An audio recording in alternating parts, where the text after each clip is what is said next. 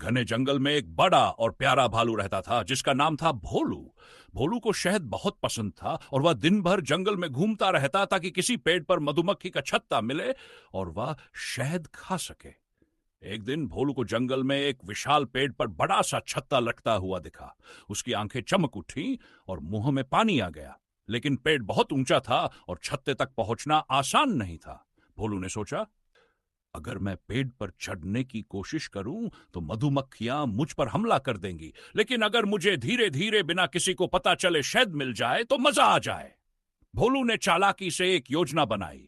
वह छत्ते के नीचे जाकर धीरे से पंजा बढ़ाने लगा, लेकिन जैसे ही उसने छत्ते को छूने की कोशिश की, मधुमक्खियां भिन भिनाने लगीं। डर के मारे भोलू भाग खड़ा हुआ।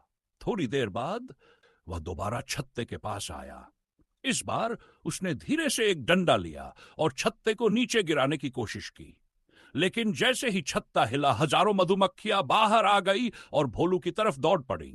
भोलू ने जान बचाने के लिए भागना शुरू कर दिया। वह कभी झाड़ियों में कूदा, कभी तालाब में कूदा, लेकिन मधुमक्खियां उसका पीछा नहीं छोड़ रही थीं। आखिरकार वह एक गुफा में घुस गया और वहां घंटों छिपा रहा। जब मधुमक्खियां वापस चली गई, तब जाकर उसने चैन की सांस ली। गुफा से बाहर आते ही भोलू को एहसास हुआ कि लालच करना अच्छी बात नहीं है। उसने मन ही मन सोचा, अगर मैंने थोड़ा धैर्य रखा होता और किसी अनुभवी जानवर से मदद मांगी होती तो शायद मैं आसानी से शहद ले सकता था, लेकिन मेरे लालच ने मुझे बड़ी मुसीबत में डाल दिया। उस दिन के बाद से भोलू ने यह सीख ली कि जल्दबाजी और लालच हमेशा नुकसान पहुंचाते हैं।